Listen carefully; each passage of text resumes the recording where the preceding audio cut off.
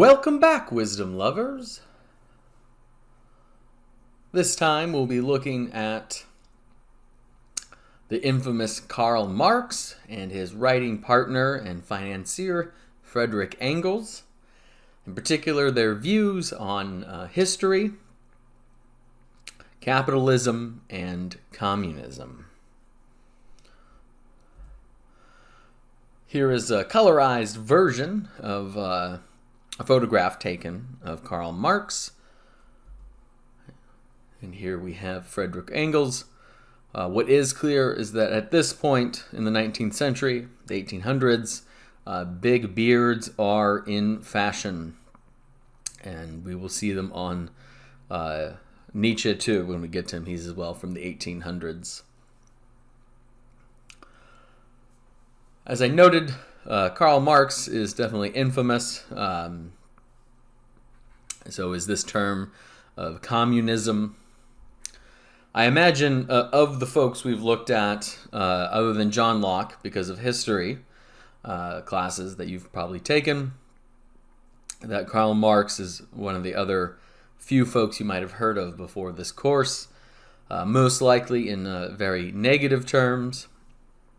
As in the United States, there's a lot of negative connotations with this term, and very positive ones with this term for many folks, not all. And given that, the goal of this lecture, unlike the past ones, is I'm not just trying to introduce the readings, but this one I'm going to go into a lot more background on Marx and Engels and their philosophy and looking at their overall project because of this. I think not just to better understand the readings, but to understand both the negative connotations of this and why he's infamous. I think that needs to be understood, and that's the goal of this lecture. Like all the other philosophers we've looked at, I see my job as just to present what it is that they've believed, to ask questions about their philosophies in terms of trying to understand them more deeply, and as well, always the goal is what relevance does what they say bear on our own present political context. So for me, the goal is to be as accurate as one can be in understanding what it is he thought, what it is he advocated for, and I think what emerges, at least for me, every time I do this lecture and the more that I read about him, is that often the negative connotations with communism have little to do with him and what he wrote. There are lots of things that go by this label of communism, very few of which I think really reflect the ideas that he put forth. I think the same as well can be said about capitalism.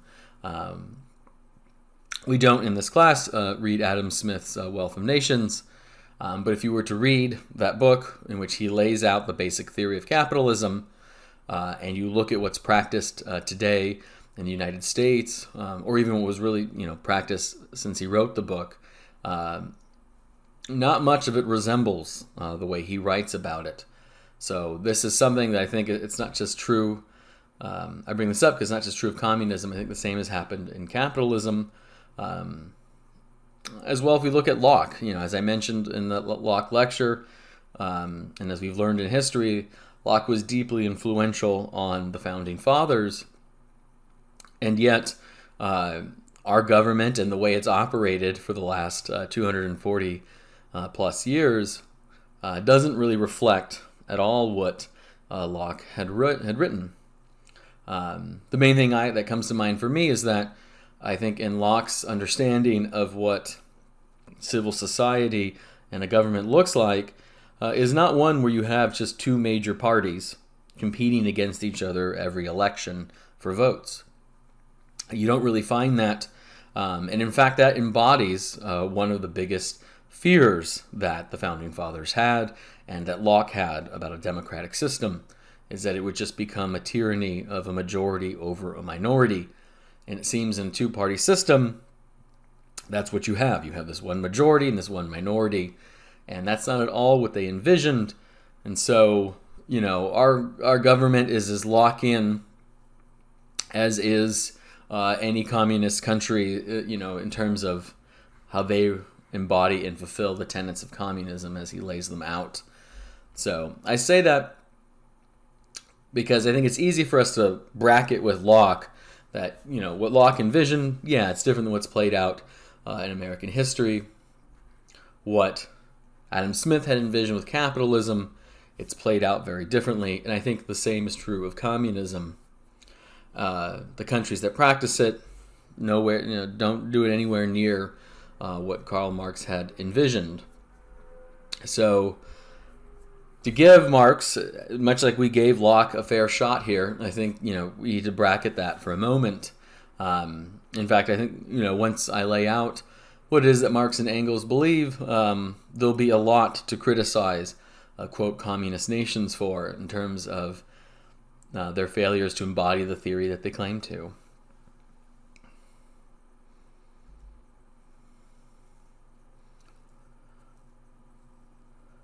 To understand Marx is not to first start with capitalism, but rather to start with where does his understanding of capitalism grow out of and develop from. And it develops out of his, not just actually capitalism, but his view of communism too. Both of these come out of his view of history. And in many ways, Karl Marx is... he's a philosopher, but in many ways he's really more a historian. And in other ways too, he's more of an economist. I think the best way to really describe what Marx is he's an interdisciplinary figure, meaning he works in different disciplines, and he seems to be really most interested in how history, economics, and social political philosophy intersect with each other. And in understanding that intersection, history is sort of the ground floor. It's where he is going to then build off his understanding of social and political philosophy and his understanding of economics. He thinks if you zoom out and you look at the big picture of history, and one thing I think that needs to be added onto this is history of Western culture. I think he goes a bit too far in saying this must be the history of the world, but I think definitely the big picture he wants to give, we could map that onto at least the history of Western society. And he sees it as the history of class conflict. So if we're going to understand society and its development, we need to understand the development of class conflict over time. In Marx's own words, the history of all hitherto existing society is the history of class struggle. And the way this works is that you have, this conflict is between two classes. You have an oppressor class and you have an oppressed class. And that is the constant that runs through Western history for him. What is changing over time is just the way it unfolds in each stage or period of history. Interestingly, for him, this all does come to an end at some point. So while this has been the history in Western society, it eventually is going to culminate in an ending. And he thinks that we are in that final stage, the capitalist stage. And the conflict is between, and here these are the names that he gives to the oppressor and oppressed group. You have the bourgeoisie, which is the oppressor group, and the proletariat, which is the oppressed group. So given that's where he sees us as at in his present time of the 1800s, but in many ways, since capitalism still is the dominant economic system in place, we could say that today as well is captured within that we're still in that stage. Another reason to believe that is just to look at what he sees as the big stages in Western history. There is the ancient stage or period, and this maps on to what we've looked at as the ancient period in this course, the time of Plato and Aristotle, Socrates. And the way that class conflict unfolds is that there are the masters and there are the slaves. And here, I mean, this isn't something he's making up. This is true. You might recall in the reading for Aristotle, he does talk about what he sees as the virtues of the master and the virtues of the slave. And it's one of those things where I told us that, Aristotle has a lot of great views about politics, but this one is one that's very much out of touch with how we see things today. But it just indicates that sort of how ingrained this mentality was. That as much as he's talking about democracy, the background to that for in Aristotle's time period is that you really had, I think, folks, historians have looked to estimate sort of what were the percentage of, quote, free people, in the sense that people who participated in the democracy in Athens and how many were enslaved. And the numbers that I've heard is somewhere around 10% of the population was really participating in that democracy. The other 90% existed in slavery. One thing to note, though, is that unlike the practice of American slavery, in ancient times, one's position as a slave was not permanent. It wasn't necessarily the case that if you were born into it that you died in it.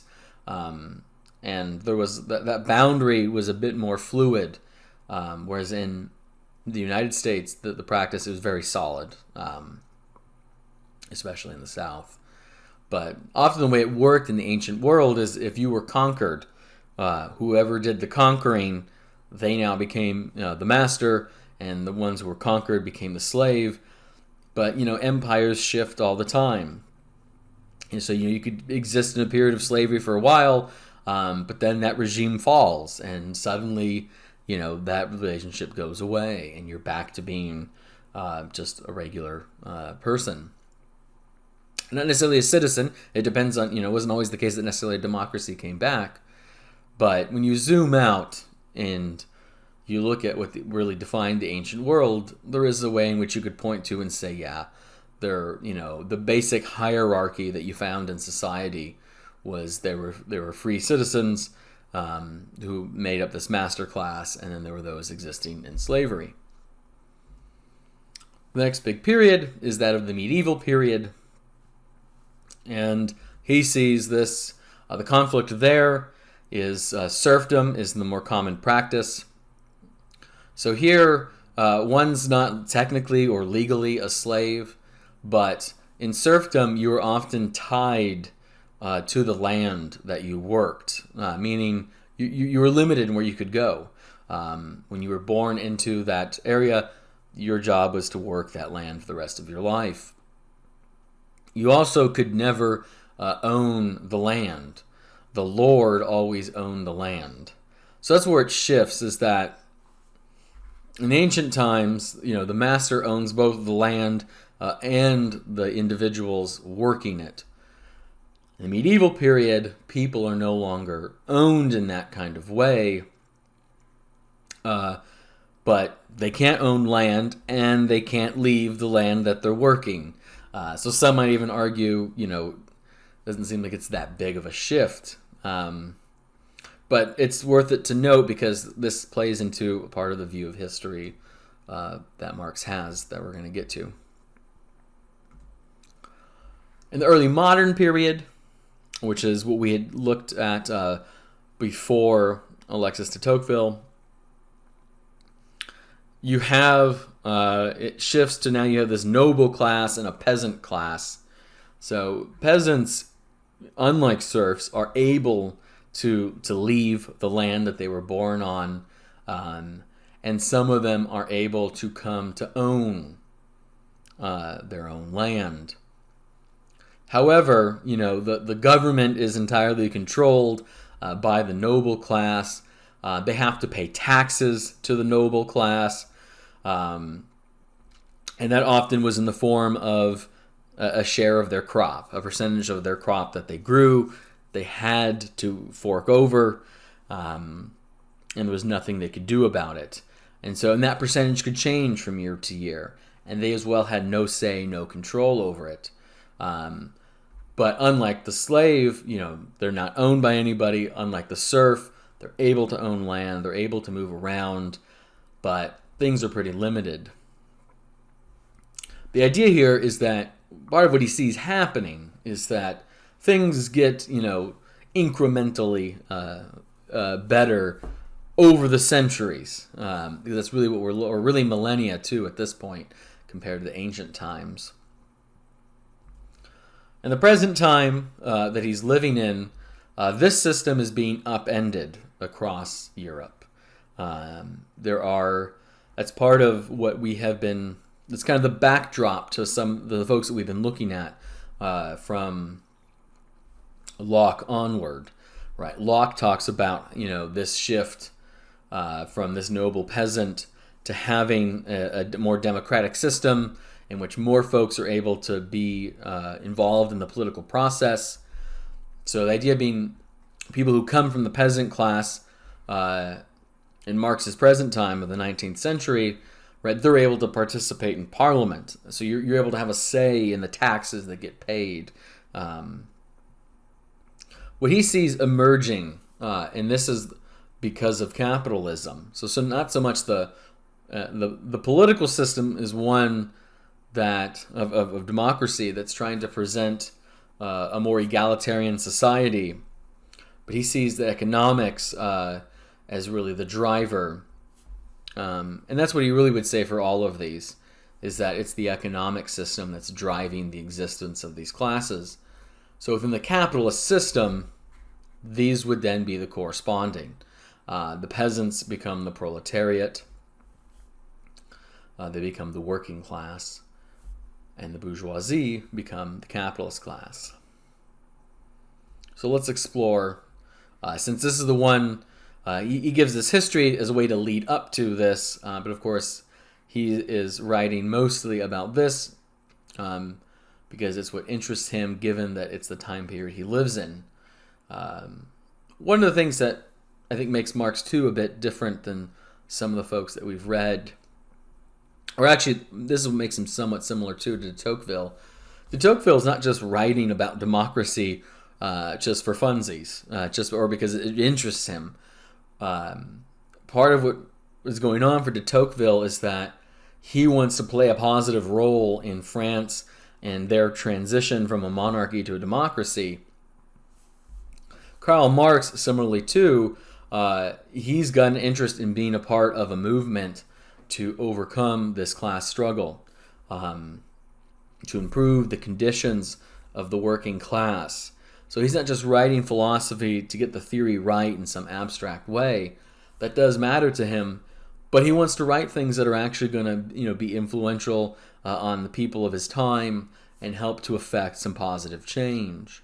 So that's why he's going to be really most interested in this, is because he's not just looking to write a history for the sake of writing history, but the history is needed in order to understand how one arrived at the present. So this is how, Marx is sort of I guess you can say, an activist historian. He's not just studying history just to get it right. He's studying history because he really wants to have a deeper understanding of the present moment and then what the future is going to look like. So the way he defines, I roughly said, bourgeoisie is like the capitalist class. But the more specific definition he gives is those who own capital, those who own property, those who own resources, so natural resources, the raw materials, and then those who own the means of production, the technology.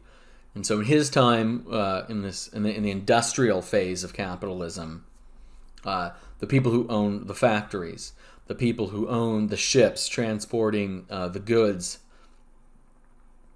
those kinds of things. Anyone who's in that ownership class is really another way to think of it. They then comprise the bourgeoisie. What this means is that they don't have to labor to survive. Folks who own these things, they're not necessarily working for a salary or an hourly wage or anything like that. Often they are able to earn money through the mere ownership of things. One way to think, I think probably a better way to put it today is that these people, they're the investor class. They're the folks that already have the wealth, and they use their wealth to accumulate even more wealth. Whereas folks who don't have the means to do that, you're stuck in the proletariat class, and essentially this is the labor class. This is anybody that has to sell their own labor for a wage or a salary in order to survive. They don't own factories, or they don't own real estate that they're renting out to other people or something like that. So, under Marx's view of things, someone like me, I labor, I get paid per class, so I'm a member of the proletariat according to him. I'd hazard to guess that many, if not all of you, are folks that you're as well. You're laboring for a wage, or hopefully a salary, or you'll soon be there. But at any rate, those of us who have to quote work for a living, and we just don't have a trust fund or something like that, we're in the proletariat. So, to put this in a visual form, and to use a couple of different terms, so you get the bourgeoisie, they're at the top of society. By definition, too, these folks there's going to be a lot more folks comprised in this than there are going to be members of this. So one way to see it is the bourgeoisie is the haves, the proletariat's the have-nots. And going along with the class conflict view, they're the oppressors, while the proletariat is the oppressed. Now, this view of history is not something he came up entirely with himself. He definitely comes up with these terms, and he's definitely the one that focuses on class conflict.